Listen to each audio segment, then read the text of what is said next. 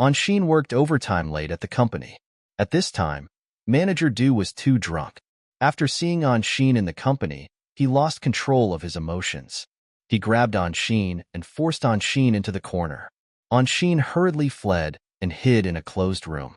In the room, facing Manager Du's crazy smashing of the door outside, Anshin was very scared.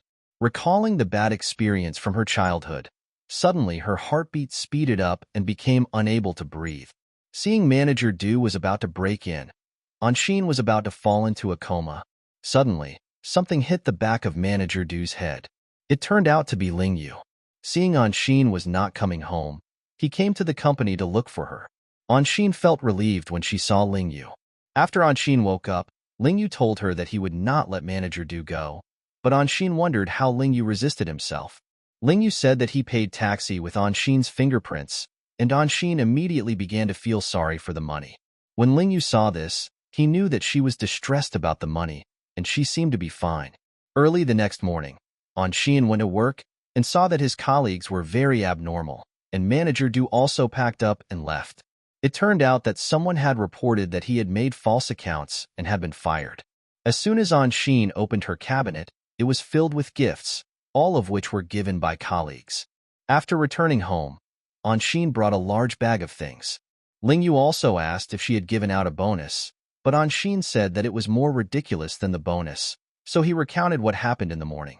In fact, Anshin didn't know Ling Yu's arrangement. After getting up in the morning, Anshin accidentally picked up Ling Yu's portfolio under the sofa. Anshin accidentally fell down and fell on Ling Yu's body. It was very close, and the atmosphere rose slightly. Anshin flicked up immediately. Ling Yu said that Anshin could give him a hand, and suddenly Ling Yu pulled Anshin into his arms, touching his lips slightly. Ling Yu kissed it immediately. Anshin did not refuse. Anshin suddenly reacted and stopped immediately. Both of them were a little embarrassed. Anshin told him not to explain. She was also nervous and didn't know what to say.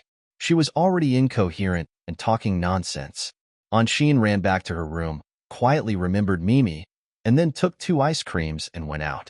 Manager Du was looking for a job here, but he couldn't find a job with his wonderful resume, and was taken advantage of by someone who wanted to use the opportunity to frame the blame. Yu also found that Anshin had something wrong recently. After posting some words about love on Weibo, she called Anshin to inquire. Anshin finally admitted that she liked Ling Yu a bit. Manager Du suddenly appeared, and Anshin hung up. Ling Yu saw Anshin at home and started to call the company to inquire. It turned out that Anshin left work at 6 o'clock.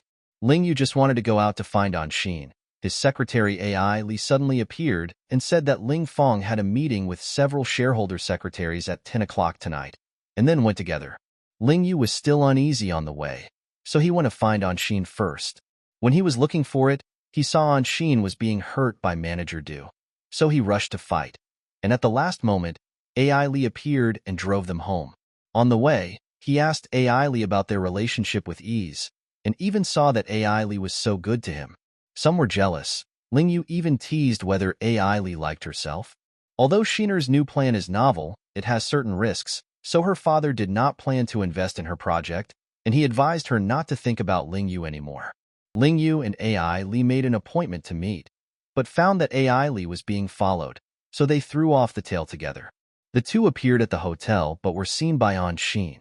The security guards refused to let Anshin go up.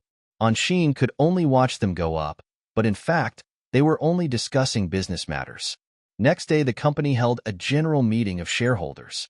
He sent a message to Anshin that there was something to do, and went back when he was busy. Although Anshin had a lot of questions and wanted to ask, he didn't have anything. The shareholders' meeting was held. Seeing that Ling Fong always said that he would lead everyone to build the company together, someone suddenly appeared and said that he did not approve.